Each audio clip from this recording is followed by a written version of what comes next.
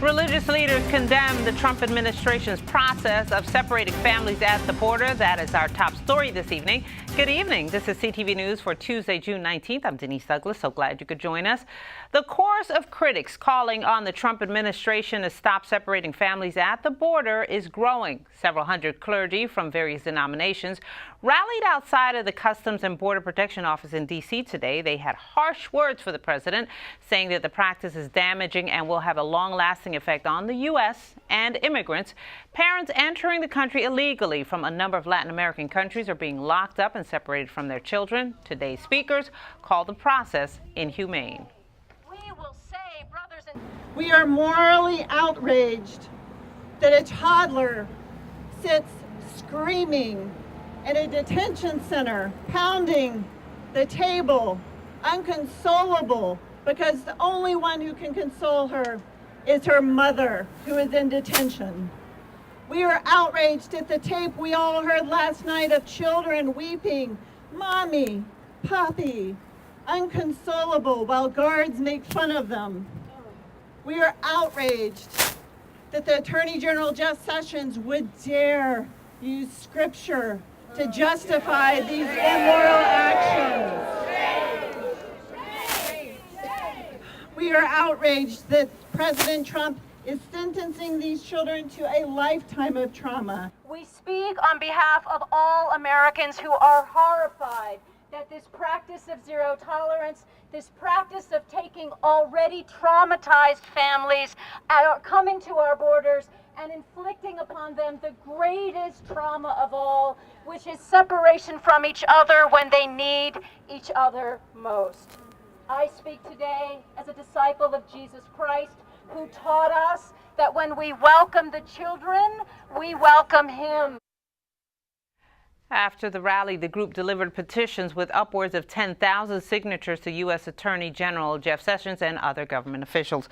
Meanwhile, following our other top stories of the day, Patricia Vallone is at the news desk.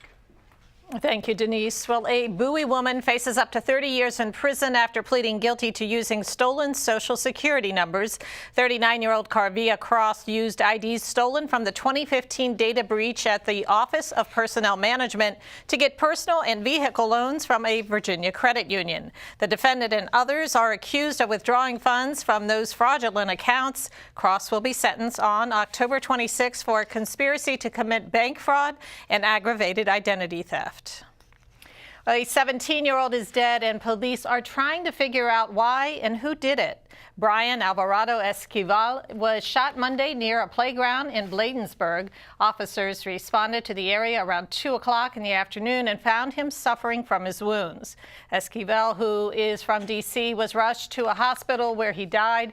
Anyone with information on the incident is asked to contact police. Well, it is a cold case dating back to the late 1990s, and tonight police are asking for your help. As Monica McNutt tells us, they're looking for a man known as the Hotel Rapist.